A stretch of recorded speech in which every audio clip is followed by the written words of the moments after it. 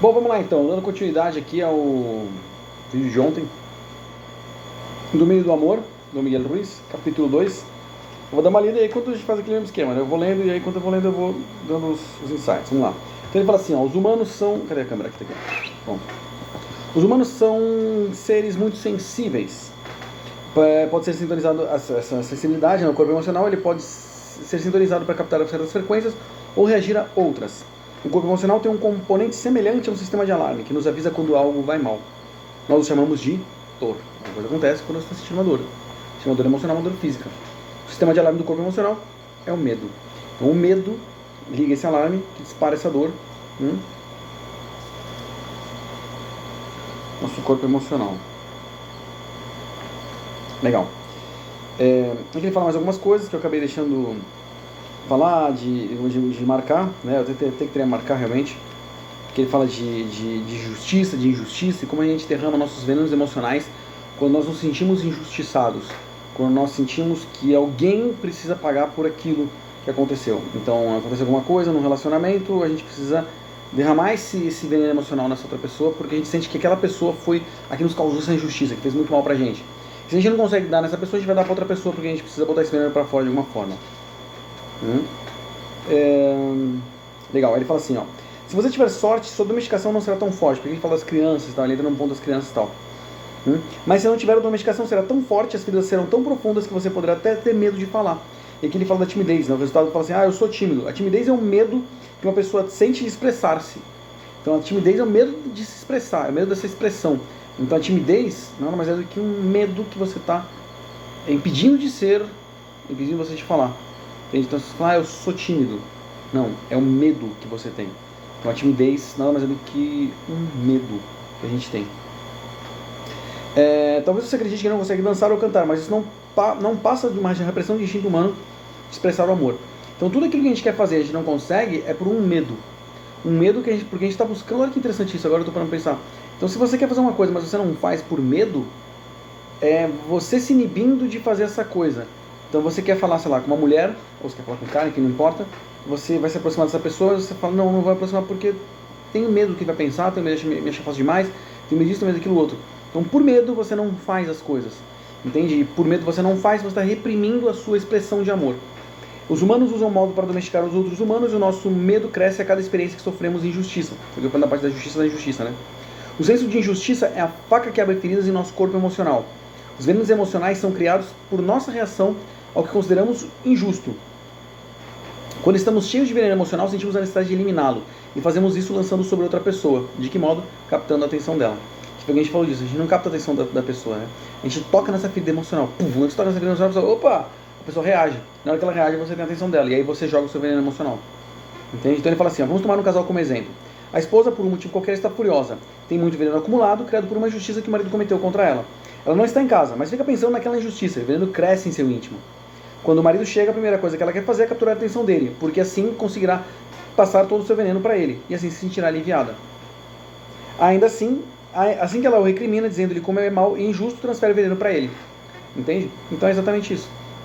Tem veneno, fica alimentando esse veneno, e precisa dessa atenção, precisa desse ponto desse veneno. Entende? É assim que os humanos quase sempre relacionam-se uns com os outros. É capturando a atenção de uma pessoa que transferimos nossa energia para ela. A atenção é algo muito poderoso na mente humana. Quando capturamos a atenção de alguém, o sonho é transferido, o poder é transferido, mas é também transferência de venenos emocionais. Passamos o veneno para a pessoa que julgamos responsável por uma injustiça. Presta atenção, porque ele fala que julgamos responsável. Então você transfere esse veneno emocional porque você julga que essa pessoa é a culpada por aquilo tudo. Você não se coloca como centro, como responsável das coisas. E esse é o ponto. Mas se ela for tão poderosa, torna isso impossível, nós passamos para qualquer outra pessoa sem nenhuma consideração. Se essa pessoa for poderosa, ela não te der essa oportunidade de você lançar esse veneno, ela vai acabar lançando sobre outra pessoa. Entende? É assim que se formam as relações abusivas. Os mais poderosos abusam os que têm menos poder porque precisam de dar vazão aos seus venenos emocionais. Entendeu? Então tem veneno emocional, você vai acumulando aquilo e você lança sobre outras pessoas. Quando está fisicamente ferido ou doente, você não se culpa por isso. Então por que se sentir-se mal por sentir-se culpado pelo fato de seu corpo emocional estar doente? O importante é ter a consciência do problema. Se a tivermos, seremos capazes de curar nosso corpo emocional. Então é você ter consciência dessa questão emocional que você tem, para você neutralizar isso aqui, né? E não ficar sofrendo e lançando venenos emocionais nas pessoas. A gente não precisa lançar esses venenos emocionais nas pessoas. Criamos em nossa mente a parte de nós que sempre está julgando. Então ele chama de parasita isso. O que é o parasita? Os toltecas chamam de parasita. A mente humana é doente porque abriga um parasita que suga energia vital e rouba-lhe a alegria. O parasita é feito de todas as crenças que fazem você sofrer. Essas crenças são tão fortes que elas ainda governam a sua vida. Então todas as crenças que fazem você sofrer são o parasita que está ali na sua cabeça. Porra, pensei nisso aqui, parasita. Pensei nisso aqui, parasita. Pensei nisso aqui, parasita. Pensei nisso aqui, parasita. Está captando a atenção e está fazendo você sofrer. Entende? Nós humanos somos animais domesticados e essa domesticação leva-nos para o sonho do inferno. Nunca vivemos com medo. Falamos do sonho do inferno no primeiro capítulo, lembra? Os alimentos do parasita são as emoções que nascem do medo. Os alimentos dos parasitas, ou seja, as crenças que nós temos na nossa cabeça sobre nós mesmos, né? São as emoções que nascem do medo. Aprendemos a acreditar que nós somos, que estamos certos e achar que todos os outros estão errados. Lembra? Diferente de relação. A gente não se relaciona... Ponto, né? As pessoas não se relacionam olhando para um bem comum. Não, eu tô certo, você está errado. Eu tô certo, você está errado. Eu tô certo, você está errado. Não existe um bem comum, um bem maior que rege esse relacionamento. Não. É sempre uma disputa de poder. E quando se você se relaciona a uma disputa de poder, isso não tem como dar certo. A necessidade de estarmos certos é o resultado da tentativa de projetar a imagem que desejamos exibir ao mundo exterior. Então eu quero mostrar para o mundo exterior, lembra? A gente falou disso também. Eu quero mostrar para o mundo exterior que eu estou certo, que eu tenho razão, que eu sou isso, que eu sou aquilo, olha só como eu sou poderosa, olha só. Só que essa questão, toma muito cuidado, porque muitas vezes é o ego. É o ego da gente tapando as nossas coisas.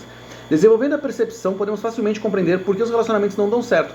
Por que o nosso relacionamento com nós mesmos não dá certo? Porque estamos feridos e carregamos tanto veneno emocional que mal conseguimos suportá-los. Estamos cheios de veneno porque crescemos com uma imagem de perfeição que não é verdadeira, que não existe em nossa mente e que em nossa mente não é justa.